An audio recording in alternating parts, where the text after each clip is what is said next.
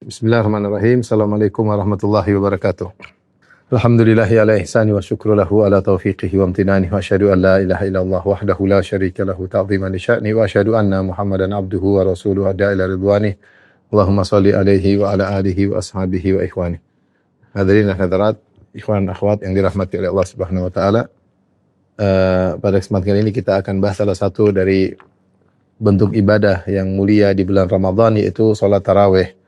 Dan Rasulullah SAW pernah bersabda, "Man qama Ramadhana imanan wa ihtisaban, ghufira lahu ma taqaddama min dhanbihi." Barang siapa yang qama Ramadan, maksudnya qiyamul lail.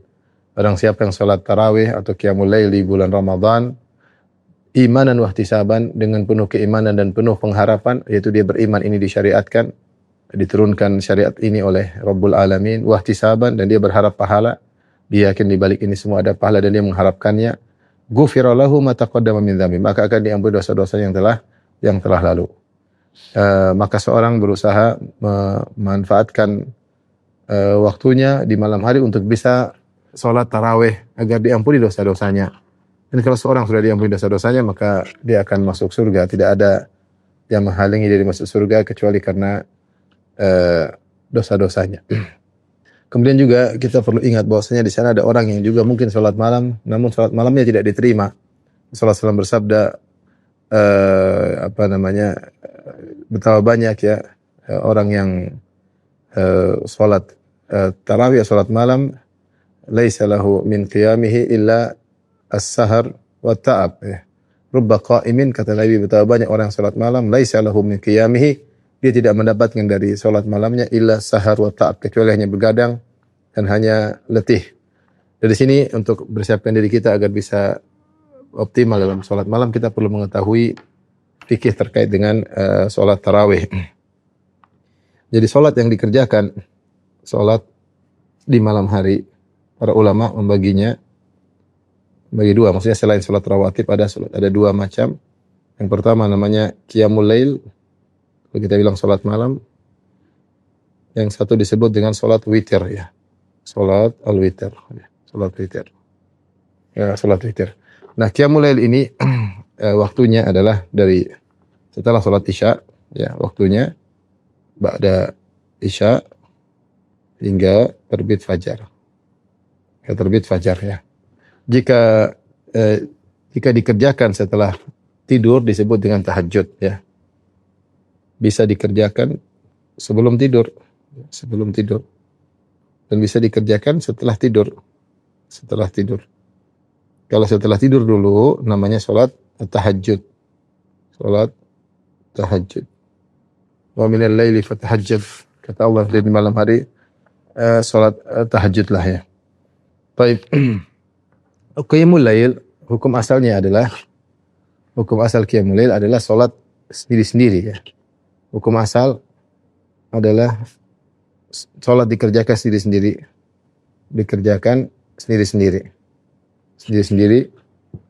Atau kita rubah, ya, kita bilang, ya, qiyamul lail, ya, qiyamul lail yang dikerjakan di bulan Ramadan namanya tarawih, ya. Qiyamul lail yang dikerjakan di bulan Ramadan disebut dengan tarawih. At-tarawih. Apa bedanya qiyamul lail dan salat tarawih? Kita bikin komparasi, ya. Qiyamul lail di luar Ramadan, ya. Atau salat tarawih. Salat tarawih.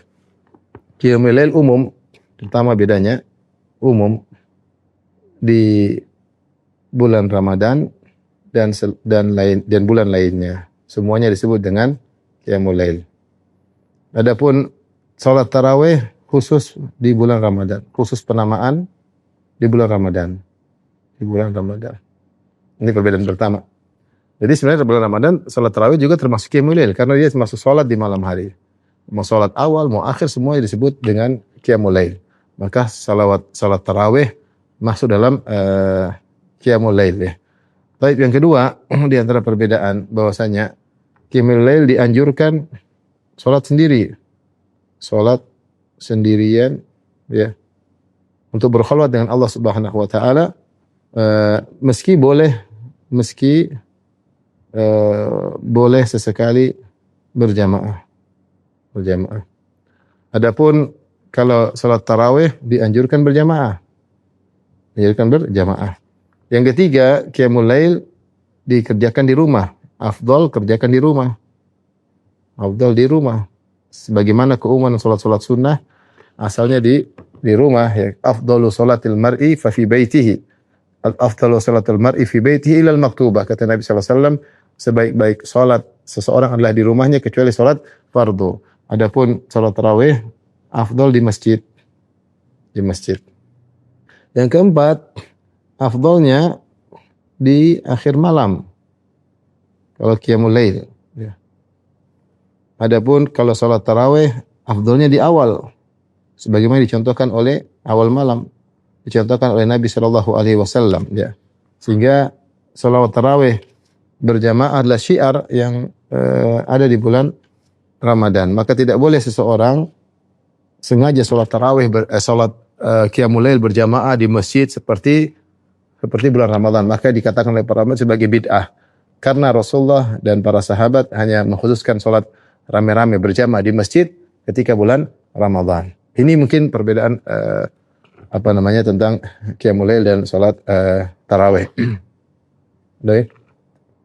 Baik, selanjutnya kita akan bahas tentang makna salat tarawih. Kenapa disebut salat tarawih? Salat tarawih, ya. Salat tarawih. Tarawih ini adalah jamak atau ya dia jamak dari singular yang tarwihah, at-tarwihah. Jamak atau plural dari at-tarwihah. At-tarwihah itu artinya satu istirahat. Ketika tarwihah tambah tarwihah, istirahat tambah istirahat, jamaknya menjadi tarawih. Jadi kalau begitu at-tarawih maknanya sama dengan banyak istirahat. Seakan-akan salatut tarawih maknanya adalah salat dzati tarawih, yaitu salat yang banyak istirahatnya. Sebenarnya nama ini sendiri sudah menunjukkan tentang bagaimana agungnya para salaf dahulu. Kenapa mereka namakan karena istilah salat tarawih ini enggak ada di zaman Nabi, enggak ada di zaman Nabi tidak ada. Nabi tidak pernah menyebut istilah salat tarawih. Ya, qiyamul lail iya, salat witir iya, salatul lail ada, tapi salat tarawih enggak ada. Istilah tarawih ini muncul belakangan, ya. Istilah ini muncul belakangan. Kenapa muncul? Karena dulu para sahabat mereka salat lama, para tabi'in. Dahulu ada yang salat 20 rakaat plus witir. Ada yang juga 30 rakaat plus witir. Mereka sholat lama. Dan mereka saking lamanya setiap 4 rakaat mereka istirahat. Lalu mereka ini setiap 4 rakaat mereka istirahat. Disebutkan dahulu ada persaingan antara penduduk kota Madinah dan penduduk kota Mekah. Penduduk Mekah mereka sholat 4 rakaat. Setiap 4 rakaat tarwihah, istirahat. Ketika mereka istirahat menunjukkan sholat mereka lama. Inilah asal muasal kenapa disebut salat tarawih, karena salatnya lama sehingga perlu istirahat. Nah, penduduk kota Mekah kalau mereka istirahat, mereka tawaf 7 putaran. Dulu tawaf sebentar. Dulu tidak seramai sekarang. Itu mungkin tawaf 5 menit atau 10, kalau cepat jalan itu 10 menit selesai. Hanya mutar kotak ya sebentar, tidak seperti zaman sekarang. Sehingga mereka salat 20 rakaat dan mereka bisa tawaf berapa kali? 4 kali atau 5 kali. Setiap 4 rakaat mereka tawaf, 4 rakaat lagi mereka tawaf lagi. Penduduk Mekah. Hal ini dengar oleh penduduk kota Madinah. Kebiasaan orang Mekah, mereka menyela-nyelain salat tarawih mereka dengan tawaf. Maka akhirnya penduduk kota Madinah memperbanyak salat mereka. Ada disebutkan mereka salat sampai 40 rakaat. Jadi mereka salat. Waktu istirahat mungkin dikurangi, kemudian mereka salat lagi agar mereka dapat pahala yang banyak. Inilah asal muasal dinamakan dengan salat tarawih. Salat tarawih. Baik. Dalil salat tarawih. Disyariatkannya salat tarawih. Salat tarawih. adalah perbuatan Nabi SAW. Nabi pernah taraweh beberapa hari. Kalau tidak salah 3 hari. Pernah taraweh 3 hari. 3 hari atau 2 hari. Disebutnya Rasulullah SAW salat di Masjid Nabawi. Di Masjid Nabawi. Ya. Maka Rasulullah SAW salat diikuti oleh para sahabat di masjid. Mereka salat, kemudian rame orang. Kemudian Rasulullah SAW keluar lagi berikutnya, salat rame. Sampai pada hari ketiga, hari keempat, Rasulullah SAW, para sahabat sudah nunggu, Rasulullah SAW tidak keluar. Kemudian Rasulullah mengatakan, sungguhnya saya khawatir diwajibkan kepada kalian. Saya tidak ingin merepotkan kalian. Rasulullah khawatir kalau beliau mendawamkan, mengkontinyukan salat tarawih tiap hari, lama-lama Allah mewajibkan. Dan beliau tidak tahu apa yang dikehendaki oleh Allah Subhanahu Wa Taala. Ya, karena syariat bukan di tangan Nabi, syariat di tangan Allah Subhanahu Wa Taala. Sehingga beliau khawatir kalau beliau mendawamkan sesuatu nanti Allah wajibkan. Kalau Allah wajibkan, repot umatnya akan wajib salat tarawih. Rasulullah SAW memikirkan kita ya. Jangan sampai wajib. Padahal Rasulullah tahu para sahabat begitu semangat beribadah. Tapi Rasulullah mikir kalau diwajibkan repot. Kalau wajibkan nanti banyak yang berdosa kalau tidak salat tarawih. Subhanallah. Akhirnya Rasulullah SAW suatu malam Rasulullah SAW tahu para sahabat hadir tapi Rasulullah tidak keluar untuk salat bersama mereka. Rasulullah jelaskan karena saya khawatir diwajibkan. Ya. Ini sayangnya Nabi kepada umatnya. Padahal umatnya ketika itu lagi di puncak-puncak semangat. Tapi Rasul tidak hanya mikir zaman sahabat, tapi mikir juga zaman-zaman setelahnya. Kalau salat tarawih wajib maka perkara yang berat. Kemudian di zaman Nabi pernah tarawih di Masjid Nabawi. Bahkan dalam sebagian riwayat Rasulullah SAW salat pernah sampai menjelang sahur. Dalam sebagian riwayat Rasulullah pernah salat sampai tengah malam bersama para sahabat. Kemudian Rasulullah SAW selesaikan salat tarawihnya sampai tengah malam. Maka sebagian sahabat mengatakan, ya Rasulullah, lau nafaltana baik baqiyata lailatina hadhi. Ya Rasulullah, bagaimana kalau dilanjutkan lagi? Mereka masih rindu pingin salat, bermunajat kepada Allah. Maka Rasulullah mengatakan, man shalla ma'al imami hatta yansarif kutiba lahu qiyamul lailah. Siapa yang salat bersama imam sampai selesai, meskipun tidak sampai subuh, cuma sampai tengah malam, maka akan dicatat baginya salat semalam suntuk. Ini menunjukkan bagaimana semangatnya para sahabat. Artinya, kita bayangkan Nabi salat tarawih. Di belakang dia makmum yang luar biasa. Rasulullah pernah sholat sampai menjelang subuh dan mereka tegar sholat di belakang Nabi. Suatu hari Rasulullah SAW sholat sampai tengah malam, taruhlah sampai jam 1 malam. Setelah selesai dari ibadah Isya sampai jam 1 malam, ternyata Rasulullah selesaikan sholat tarawihnya. Sahabat minta tambah. Kalau kita ada imam sholat sampai jam 1 malam, kita bilang subhanallah, alhamdulillah selesai juga. Para sahabat minta tambah. Lau nafaltana baqiyata lailatina hadhihi ya Rasulullah, bagaimana kalau masih ada tengah malam lagi, lanjutkan ya Rasulullah. Rasulullah sayang kepada umatnya, dia mengatakan siapa yang sholat sampai imam sampai selesai dicatat pahala sholat semalam suntuk. Makanya Rasulullah SAW akhirnya pada suatu malam tidak mau sholat tarawih, dikhawatirkan menjadi apa? Wajib. Tapi ini di zaman Nabi. Tapi zaman berikutnya ini zaman Nabi. Kemudian zaman Abu Bakar, ketika di zaman Abu Bakar sholat tarawih berhenti, sholat tarawih berjamaah berhenti.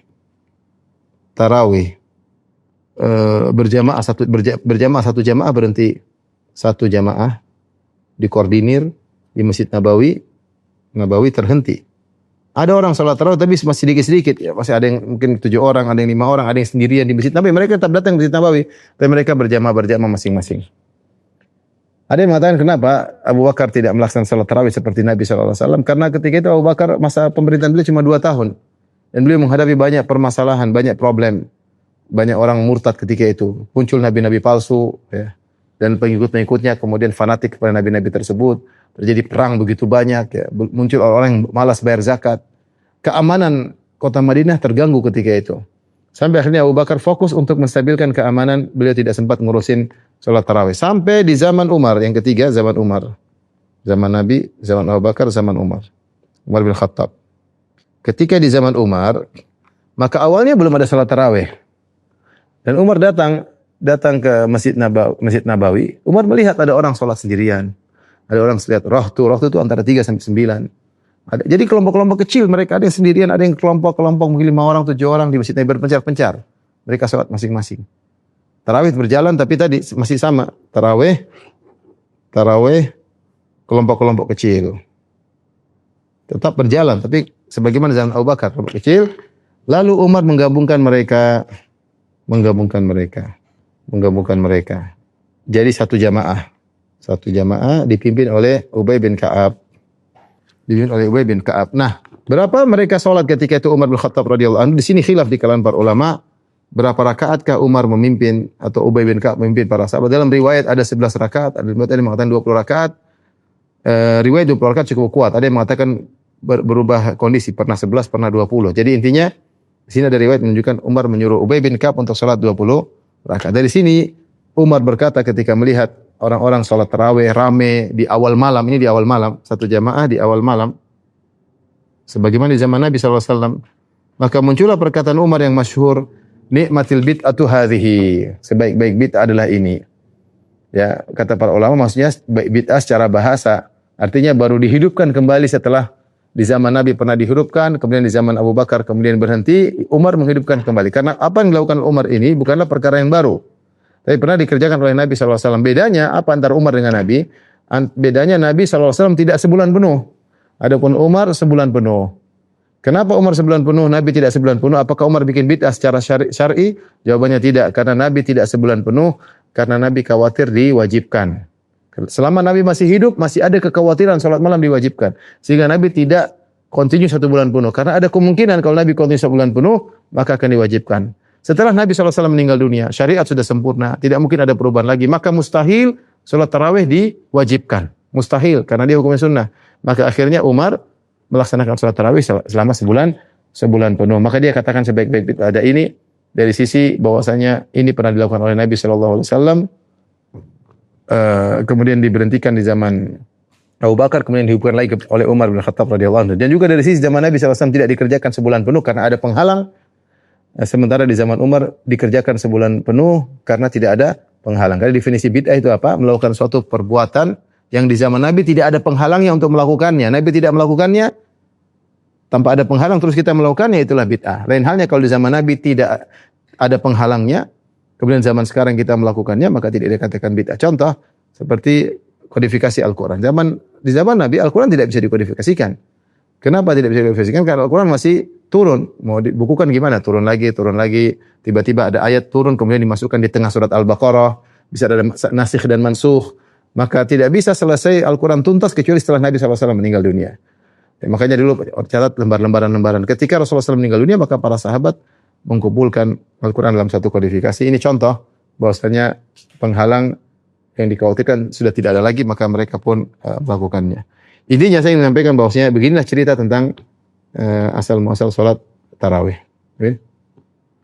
Tapi kita bahas sekarang ikhwan dan akhwat yang dirahmati Allah Subhanahu wa taala, berapa jumlah rakaat salat tarawih?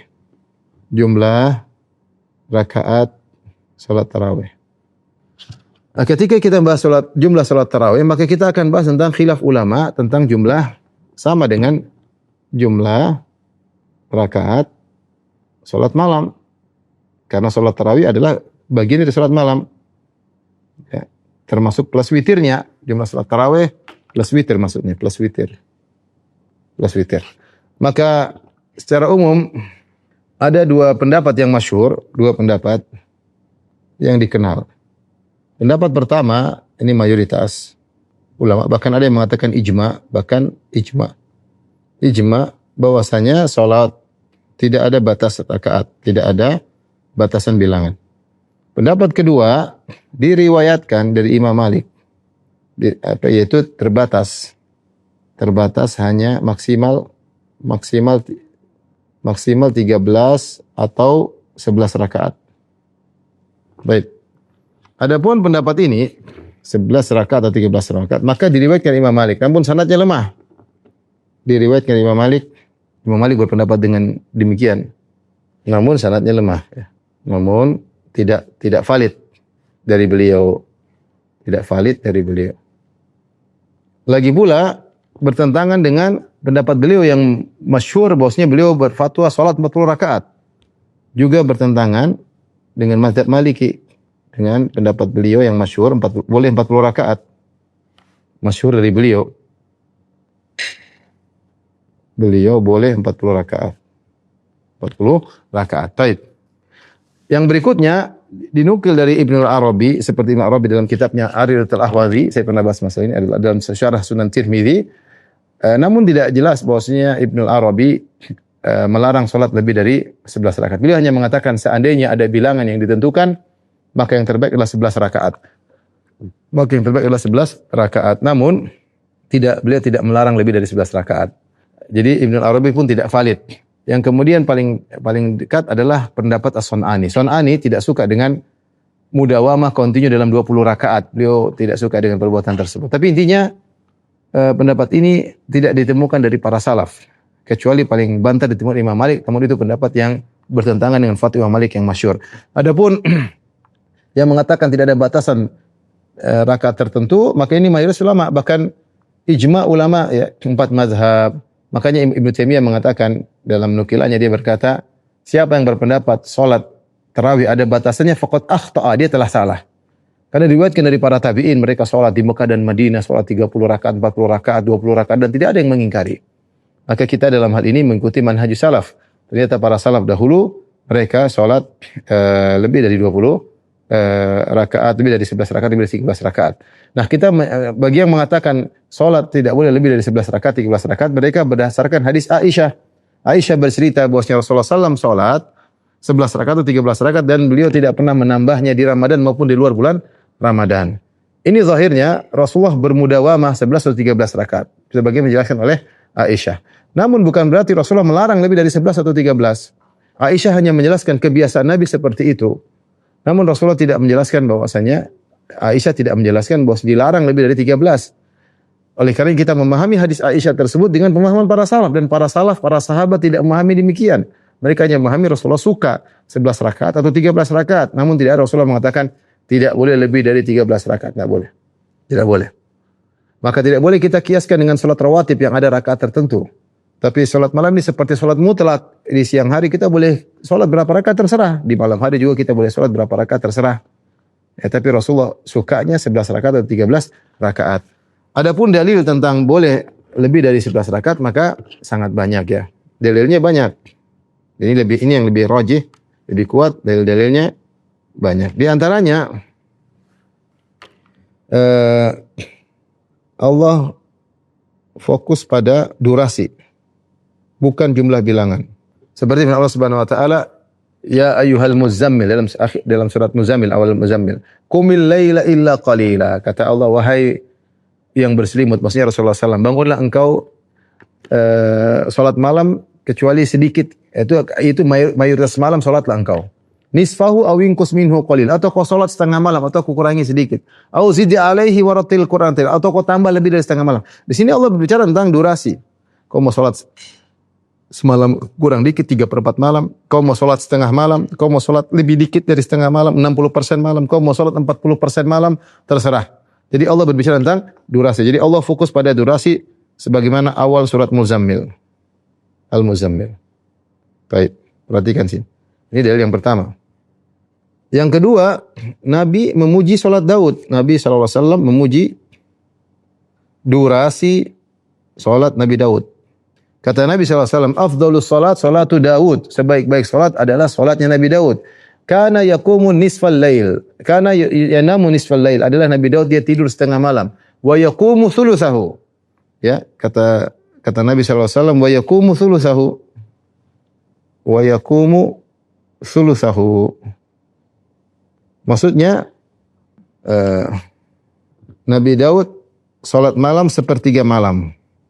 Di sini Rasulullah sedang memuji durasi salatnya Nabi Daud. Kata beliau, inilah salat yang terbaik, durasinya sepertiga malam. Wa yanamu sudusahu. Kemudian Nabi Daud alaihissalam tidur lagi seperenam malam. Jadi tidur setengah malam, tidur setengah malam, kemudian salat sepertiga malam, kemudian tidur lagi seperenam malam. Sini Rasulullah SAW sedang memuji durasi. Kemudian juga hadis yang lain. Berarti yang penting salatnya lama. Nah, salat lama dengan durasi sepertiga malam itu bisa kita lakukan dengan dua, dengan perpanjang rakaat atau dengan memperbanyak ruku dan sujud. Kalau kita perpanjang rakaat, berdiri lama, berarti ruku dan sujud kita sedikit. Dan kalau kita perbanyak sujud, berarti durasinya rakaatnya banyak, tapi pendek-pendek. Dan dua-duanya afdal. Dalam sebagian riwayat Nabi mengatakan afdalus salat tulul qunut, sebaik-baik salat adalah yang berdirinya panjang. Dan dalam hadis yang lain Rasulullah SAW menyuruh untuk berbanyak sujud. Ya, kata Rasulullah SAW, fa inni ala nafsika bi kathrati sujud. Rasulullah suruh perbanyak sujud. Maka untuk menempuh durasi waktu lama salat, maka orang punya dua cara. Cara pertama dengan perpanjang berdiri sehingga rakaatnya sedikit seperti dilakukan oleh Nabi sallallahu alaihi wasallam. Dan cara kedua dengan rakaatnya banyak, berdirinya pendek, rakaatnya banyak, rukuknya banyak. Ini dua-duanya diperbolehkan. Dalil yang ketiga, hadis masyhur Rasulullah SAW bersabda, "Salatul lail masna masna." Masna masna.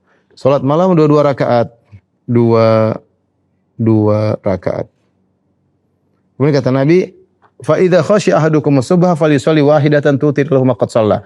Kalau dia takut subuh maka dia salat satu rakaat sebagai salat witir. Jadi kata Nabi salat malam dua rakaat. Ini hadisnya bagaimana? Datang seorang Arab Badui. Datang menemui Nabi, kemudian fanada, dia berteriak. Ini menunjukkan dia Arab Badui.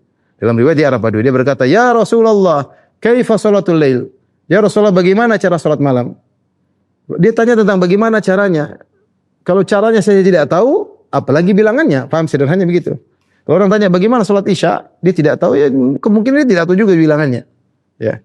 Maka Rasulullah jelaskan salat malam itu dua rakaat. Rasul tidak mengatakan bilangannya sekian.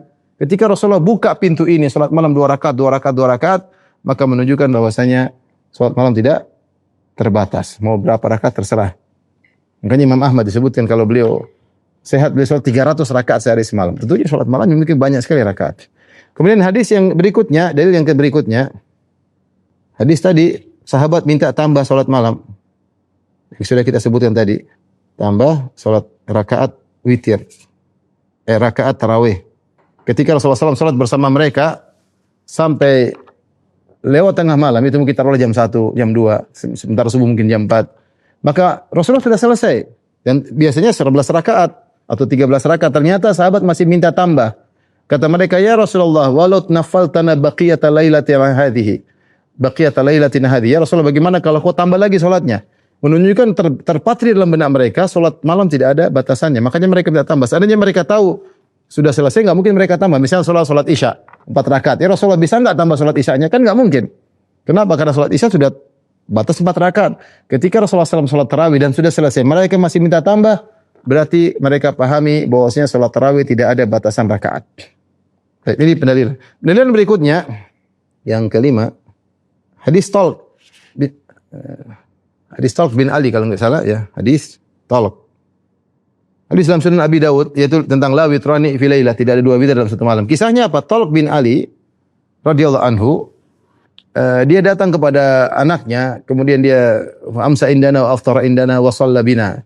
Maka kata anaknya, ayahku datang, kemudian di sore hari di tempat kami, kemudian buka puasa bersama kami, kemudian dia sholat tarawih bersama kami. Dia sholat tarawih sampai witir. Kemungkinan berapa rakaat di zaman sahabat, zaman tabi'in? Mungkin 11 rakaat, mungkin 13 rakaat. Dan dia sampai witir. Suman hadara ila qaumi, kemudian dia pulang ke kaumnya. Ternyata kaumnya masih nunggu dia. Maka mereka pun suruh jadi imam lagi. Dia jadi imam lagi. Bayangkan dia sholat tarawih 2 kali. Dia sholat sampai ketiga masuk waktu witir, qaddama rajulan, dia suruh orang lain untuk jadi imam witir. Kenapa? Karena dia sudah sholat witir. Dia berkata, sami'tu Rasulullah SAW yaqul la witrani fi lailah. Aku mendengar Rasulullah SAW berkata tidak ada 2 witir dalam satu malam. Intinya dia sholat witir, sholat tarawih 2 kali. Hadis Talq, beliau sholat tarawih 2 kali. 2 jamaah. Kemungkinan ini lebih dari 11 rakaat. Kemungkinan besar lebih, totalnya lebih dari 11. Lebih dari 11. Baik. Hadis berikutnya yang mungkin yang ke-6 terakhir.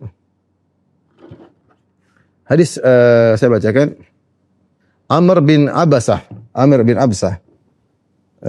Hadis disahihkan oleh Syekh Al-Albani rahimahullah taala, hadis riwayat Nasa'i dan juga Ibnu Majah dan riwayat Imam Ahmad. Kata beliau, "Ataitu Rasulullah sallallahu alaihi wasallam." Aku mendatangi Rasulullah sallallahu alaihi wasallam, faqultu, aku berkata, "Ya Rasulullah, man aslama ma'ak?" Siapa yang Islam bersamamu? Ini di awal-awal Islam. Maka Rasulullah berkata, "Hurran wa abdun." Ada satu orang merdeka, satu orang hamba sahaya. Maksudnya merdeka Abu Bakar, hamba sahaya adalah Bilal. Kemudian Amr bin Abasah berkata, "Hal min sa'atin aqrabu ila Allah azza wa jalla min ukhra?" Adakah waktu yang seorang bisa lebih dekat kepada Allah daripada waktu yang lainnya? Qala na'am. Kata Nabi, ada waktu kau dekat dengan Allah. Jawful lailil akhir. Di malam yang terakhir. Di penghujung malam yang terakhir. Fasolli, kata Nabi, fasolli ma badalaka. Hadis Amr bin Absah. Kata Nabi SAW, solli ma badalaka hatta tusalli subha. Ma badalaka hatta tusalli as-subha. Maknanya, solatlah engkau yang kau sukai. Ma badalaka itu maksudnya Salatlah yang kau sukai, salat malam. Yang kau suka, salat yang kau suka. Salat sesuai yang kau suka. Beberapa rakaat terserah sampai salat subuh. Ini dalil yang sangat kuat bahwasanya salat malam tidak ada batasan. Intinya ikhwan, pendapat yang lebih kuat bahwasanya salat malam tidak ada bilangan tertentu. Tinggal pertanyaan, salat malam yang terbaik berapa rakaat? Maka terserah, yang penting durasinya banyak. Yang ingin memilih metode Nabi dan itu yang terbaik, salat 11 rakaat, 13 rakaat dengan bacaan yang panjang, maka itu yang terbaik. Kalau tidak bisa baca panjang atau melihat umat ternyata letih dan lemah tidak bisa berdiri lama-lama, maka ikuti para sahabat seperti Umar menyuruh Ubay bin Ka'ab salat 20 rakaat dan juga para tabi'in, dan banyak riwayatnya mereka salat 30 rakaat, 40 rakaat, 20 rakaat karena mereka melihat umat tidak kuat untuk berdiri lama. Maka yang penting durasinya. Durasinya. Terserah metode Nabi atau metode para sahabat mengingat makmum yang mungkin tidak kuat. Baik. Ini kita masuk ke bahasan berikutnya. Sudah kan? Sudah? Pertanyaan berikutnya, beberapa permasalahan. Pertama, salat lagi setelah witir. Boleh atau tidak? Jawabannya boleh. Dalilnya, Rasulullah pernah salat, Nabi pernah salat 2 setelah 9. Atau 2 setelah 7. Nabi pernah salat 2 rakaat setelah 7 rakaat. Atau setelah 9, 7 rakaat. Setelah 7 atau 9 rakaat. Baik. Bukankah 7 atau 9 ini adalah witir? Ini witir padahal, ini witir. Rasulullah 2 rakaat ini genap. Jadi seorang setelah salat witir, dia masih boleh kalau tentu yang terbaik kata Rasulullah SAW, ij'alu akhira salatikum ij'alu akhira salatikum bil laili witra. Jadikanlah salat penutup kalian di salat malam adalah witir. Ini yang terbaik. Sebagaimana kebiasaan Nabi SAW, beliau salat qiyamul lail baru terakhir witir. Tapi seandainya ada seorang sudah salat witir, kemudian ingin salat malam lagi, boleh. Dia sudah salat di masjid 11 rakaat atau 23 rakaat terserah. Begitu dia pulang, dia bangun jam 3, dia tiba-tiba rindu ingin salat. Siapa yang larang dia? Silakan salat. Karena Nabi pernah salat demikian. Maka kita kata Imam Nawawi, boleh salat genap setelah salat witir bila karoha. Tidak ada makruh sama sekali. Rasulullah menjelaskan bolehnya. Tentu sunnahnya yang terbaik adalah witir paling terakhir. Namun kadang-kadang orang rindu ingin salat meskipun salat witir. Jadi tidak boleh salat witir 2 kali. La witrani fil lail. Jangan salat witir 2 kali. Kemudian yang berikutnya, hadis tadi, hadis Talq bin Ali. Talq yang sudah disebutkan, dia tarawih 2 kali. Dan witir pada yang pertama. Witir pada tarawih yang pertama. Makanya ketika dia tarawih yang kedua, maka dia pergi ketika waktunya salat witir, dia tidak mau qaddama rajulan, dia sudah seorang jadi imam, dia enggak salat. Kenapa? Dia bilang, aku mendengar Rasulullah bersabda, la witrani fil lailah, tidak ada witir 2 kali dalam satu malam. Ini menunjukkan sahabat memahami tidak mengapa salat genap setelah salat witir sebagaimana dilakukan oleh Talq bin Ali radhiyallahu taala anhu. Jadi boleh salat lagi setelah witir. Baik, berikutnya tidak ada khilaf atau tidak mengapa ini terjadi khilaf ya. Terjadi khilaf kuat jika salat ta'qib. Salat namanya salat ta'qib, at-ta'qib. At-ta'qib, ta'qib itu apa? Habis tarawih lagi. Habis tarawih berjamaah, tarawih lagi berjamaah. Jika seseorang habis tarawih dia salat sendiri maka tidak ada masalah, ini hampir seluruh ulama membolehkan. Tapi yang jadi masalah jika jamaah di masjid yang sama kemudian bikin lagi jamaah berikutnya. Ini adalah khilaf di kalangan para ulama. Saya sudah bahas, bisa lihat di firanda.com, tulis saja hukum salat ta'qib firanda.com ya. Intinya pendapat yang lebih kuat bahwasanya itu tidak jadi masalah. Ini juga tidak mengapa, yang penting tidak ribut. Tidak mengapa, yang penting koordinasi. Yang penting koordinasi. Dalil di antara tadi kisah Umar melihat jamaah Auza'an, melihat orang-orang salat jamaah Auza'an itu terpencar-pencar. Jadi jangankan jamaah dalam waktu berbeda pagi dan malam. Satu zaman Umar lihat ini 10 orang, ini 7 orang, ini 3 orang, satu waktu mereka berjamaah. Yang penting tidak ribut, tidak ada masalah. Apalagi kalau waktunya dibedakan, satu awal, satu akhir. Tidak ada masalah. Ada yang maunya 11, oke, ada yang mau terakhir. Maka ini juga tidak jadi masalah. Kemudian tadi juga hadis Talq tadi, meskipun di jamaah yang berbeda, hadis Talq dia tarawih 2 kali namun jamaah berbeda. Tarawih 2 kali menjamaah yang berbeda. Satu di kampung anaknya, kemudian di kedua di kampung dia sendiri. Jadi intinya boleh, yang penting diatur. Baik. Berikutnya mungkin permasalahan terakhir atau ada lagi satunya yang ketiga, bagaimana kalau kita ingin sholat lagi pada jamaah kedua?